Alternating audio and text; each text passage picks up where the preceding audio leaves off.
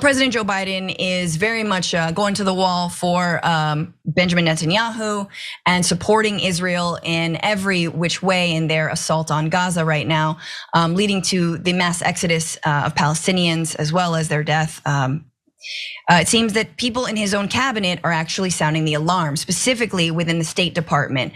State Department officials told HuffPost that the Secretary of State, Antony Blinken, and his most senior advisors are overlooking widespread internal frustration. Some department staff said they feel as if Blinken and his team are uninterested in their own experts' advice as they focus on supporting Israel's expanding operation in Gaza, where the Palestinian militant group Hamas is based. This is from a State Department official saying there's basically a mutiny brewing within state at all levels.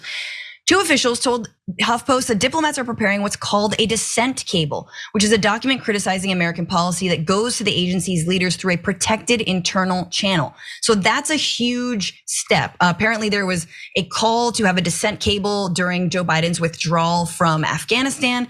One was never issued, but now in fact it looks like imminently there will be a cable issued from dozens of State Department officials saying they disagree with the direction that Joe Biden is taking when it comes to its support, US support of Israel in this war. This is after a man named Josh Paul, who was an 11-year State Department veteran at the Bureau of Political and Military Affairs, resigned over Biden's handling of Israel's war. And he thought he was going to be a pariah. When he resigned, he thought, that's it for me. No one's gonna support me in this.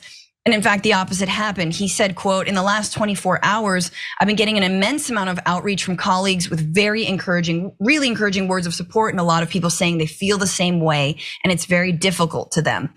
Again, more from the inside of the State Department. One official described peers as, quote, depressed and angry about it, while another said some staff are experiencing resignation. That official recalled a colleague in tears during a meeting over their view that, quote, the US policy statements emphasize support for Israel over the lives of Palestinians. Now, this matters, and it has mattered for many, many decades when it comes to this issue. I want to turn to a former Pentagon and Department of Homeland Security official, Sarah Harrison, who we can jump down to graphic 7, who tweeted, this is an environment that has been cultivated by Democratic and Republican administrations alike, Harrison wrote. If you work in federal government and question anything Israel does, you are silenced and sidelined. Sideline and silence, I can read. Now, I think before I kick it to you, Brett, I think that's important given not just what's happening in Israel-Palestine, but given the implications that this war could have for the broader Middle East. And this is getting not that much coverage, but in the last few days, there has been attacks and attempted attacks on American targets and American troops, specifically in Syria and in Iraq. So drones and rockets targeted on Thursday evening the Ain al-Assad air base, which hosts US and other international forces in Western Iraq. Multiple blasts were heard inside the base, two security sources said. Thursday's attack is the third in less than 24 hours against air bases which house US troops in Iraq.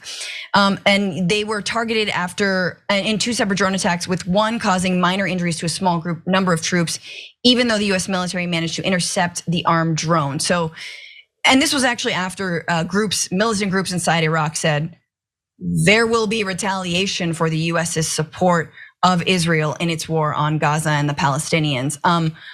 Look, however you feel about what's going on, I think it can be questioned as to whether or not, as President Biden said, this war will pay dividends to American security.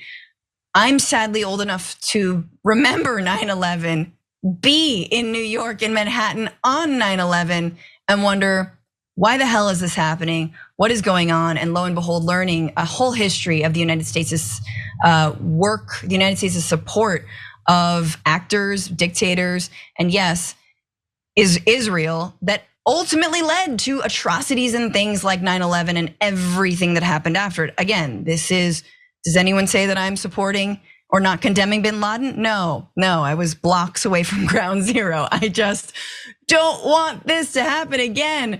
Oh my God. But Brett, just reactions to that. Interesting to see this dissent within this administration.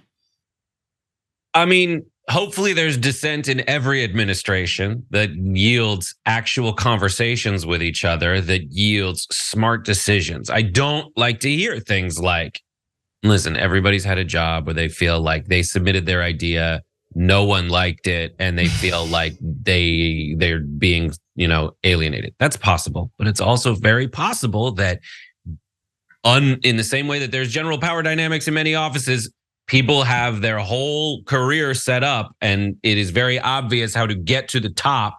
And you can't say certain things along the way that are not illegal to say, but they're probably not advantageous for you to say, but they are important to say.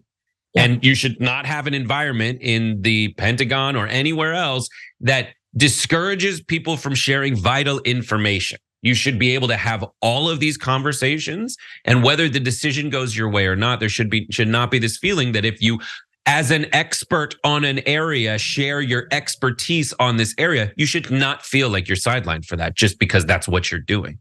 Yeah. And it's crazy because I feel like when it comes to the Middle East, this has been decades, right? It's like the people who tell you the thing you want to hear get promoted, and the people who tell you the reality on the ground, are the ones who get sidelined, and it's very frightening. And I don't think there are radicals in the State Department. These are sort of career bureaucrats who understand the region, and yet they're saying, yeah, this president is moving in the wrong direction, and they're worried. So we will stay tuned for that cable if and when it comes. For more political news breakdowns, interviews, stories of activism, and me trying my hardest to care about the occasional big celebrity news story, subscribe to our YouTube channel at youtube.com/The Damage Report. And you can ring the bell wherever it is so you don't miss anything.